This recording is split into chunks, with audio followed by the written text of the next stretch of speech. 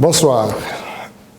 La session ordinaire du Conseil des ministres s'est tenue ce jeudi 6 avril 2023 de 12h à 14h sous la haute autorité de son Excellence Monsieur le Président du CNRD, Président de la Transition, chef de l'État, chef suprême des armées, le colonel Mamadi Doumbouya. Les points suivants étaient inscrits à l'ordre du jour. Message de son Excellence Monsieur le Président de la Transition, compte rendu de la session ordinaire du Conseil interministériel du mardi 4 avril 2023, décision du Conseil des ministres divers. Au titre de son message, son Excellence Monsieur le Président de la Transition, Président du CNRD, chef de l'État, chef suprême des armées, le colonel Mamadi Doumbouya, a commencé par féliciter le ministre secrétaire général des Affaires religieuses pour la bonne organisation de la 41e édition du concours national de lecture du Saint-Coran. Par la même occasion, le chef de l'État a aussi félicité tous les acteurs et les partenaires qui ont œuvré pour la réussite de cette édition. Il a également remercié et encouragé tous les candidats, plus particulièrement les lauréats du concours. Ensuite, il a exprimé son incompréhension dans l'exécution du budget par certains ministres au sein de leur département. Il a rappelé que la justification selon laquelle les budgets de l'année dernière étaient un héritage n'est plus recevable, car pour cette année, tous les ministres ont en toute autonomie préparé et soutenu leur budget devant la représentation nationale. Nonobstant l'existence des lignes budgétaires, le chef de l'État a fait montre de toute son incompréhension face à l'acharnement des ministres à réaliser des projets qui n'ont pas été budgétisés cette année. En outre, le président de la Transition a rappelé que lors du Conseil des ministres du 24 novembre 2022, il avait souligné que les membres du gouvernement ont eu suffisamment de temps pour apprendre, au regard de ce temps d'apprentissage qu'ils seraient très regardants sur chacune de leurs actions à l'avenir. Enfin, le chef de l'État a interpellé les ministres à la réalisation des infrastructures scolaires, routières, hospitalières, conformément aux procédures administratives en vigueur. Également, il les a invités à l'anticipation et à se projeter dans l'avenir. Compte rendu de la session ordinaire du Conseil interministériel du mardi 4 avril 2023. Monsieur le Premier ministre, chef du gouvernement, Dr Bernard Goumou, a entamé son message en invitant les membres du gouvernement à redoubler d'efforts pour relever les défis. Ensuite, il a porté son message sur 3 points. La qualité du service de santé publique, l'électrification de nos villes à l'intérieur du pays, la viabilisation des domaines de l'État. S'agissant du premier point relatif à la qualité du service de santé, le Premier ministre a attiré l'attention du Conseil sur le fait qu'il est urgent de renforcer la capacité du personnel de santé tant à Conakry qu'à l'intérieur du pays pour mieux qualifier leurs prestations. Dans la même lancée, le chef du gouvernement a partagé le constat selon lequel il y a trop de prescriptions qui conduisent souvent à un mauvais traitement des patients, alors que les efforts sont déployés par les autorités du CNRD à travers l'installation des équipements de pointe dans certaines de nos structures de santé, comme Donka, mais l'expertise locale fait souvent défaut tant à Conakry qu'à l'intérieur du pays.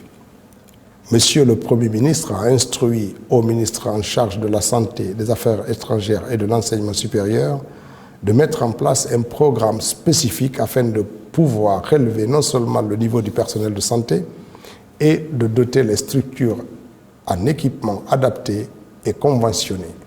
À cet effet, il leur a demandé de présenter le projet y afférent dans un délai de 2 semaines. Concernant le deuxième point relatif à l'électrification des villes à l'intérieur du pays, le chef du gouvernement a instruit le ministre en charge de l'énergie à tout mettre en œuvre avec EDG pour trouver des solutions idoines au bénéfice des populations en attendant la finalisation des projets d'électrification et d'interconnexion dans notre pays. Monsieur le Premier ministre a invité le ministre en charge de l'énergie sur la nécessité d'intensifier la communication auprès des populations sur les coupures d'électricité occasionnées souvent par les travaux ou tout autre facteur. Quant au troisième point relatif à la viabilisation des domaines de l'État, le Premier ministre a rappelé que depuis quelques mois, le gouvernement de la transition a mené une campagne de déguerpissement dans plusieurs quartiers de Conakry, notamment à la cité Kamayen. Face à cette situation, il a demandé au ministre en charge de l'Habitat, des Travaux publics et le ministre secrétaire général de la Présidence de proposer un plan d'aménagement et de construction. Séance tenante, le ministre de l'Urbanisme, de l'Habitat et de l'Aménagement du territoire a rassuré le chef de gouvernement et le Conseil que toutes les dispositions sont en cours pour la viabilisation des 10 domaines. Bientôt, un plan d'aménagement en cours de finalisation sera soumis au Conseil pour validation, a-t-il informé. Par ailleurs, le chef du gouvernement a informé que la primature a développé une plateforme en ligne facile d'utilisation pour le suivi des décisions du Conseil des ministres qui rentrent en vigueur dès la semaine prochaine. Et des séances de formation seront organisées à l'attention des ministres et leurs cabinets. Enfin, le Premier ministre a invité chaque membre du gouvernement à revoir les instructions du président de la transition pour le suivi, exécution et compte-rendu. Communication. Madame la ministre du Plan et de la Coopération internationale a fait une communication relative à l'organisation de la table ronde des bailleurs de fonds pour le financement du programme de référence intérimaire PRI. Décision.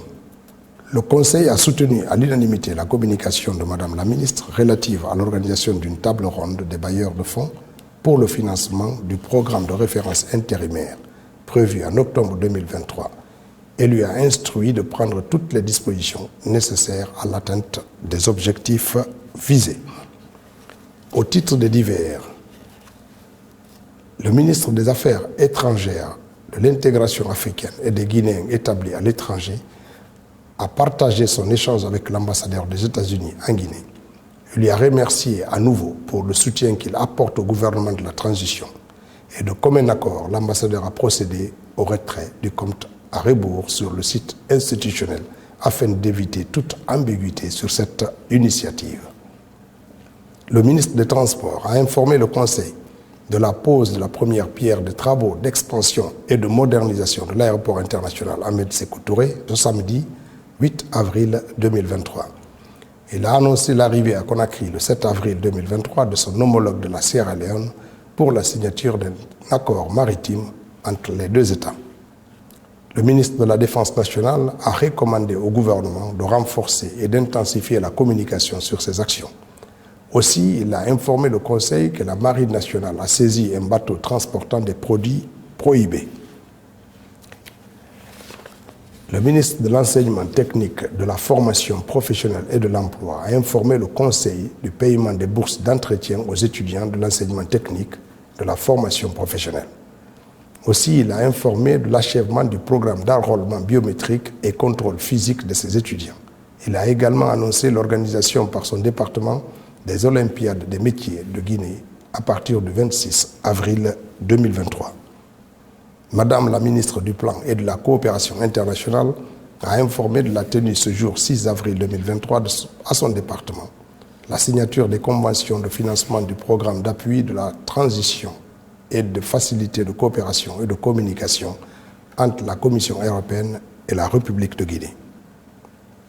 Le ministre en charge de l'énergie et de l'hydraulique a annoncé le lancement le 14 avril 2023 des travaux de dragage du barrage de Tenkiso.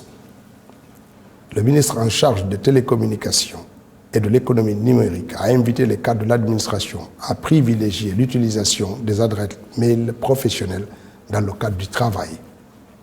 Le ministre de l'Agriculture et de l'Élevage a remercié le chef de l'État de la mise à la disposition de son département d'un premier lot de 65 tracteurs neufs et en attend l'arrivée de plusieurs autres.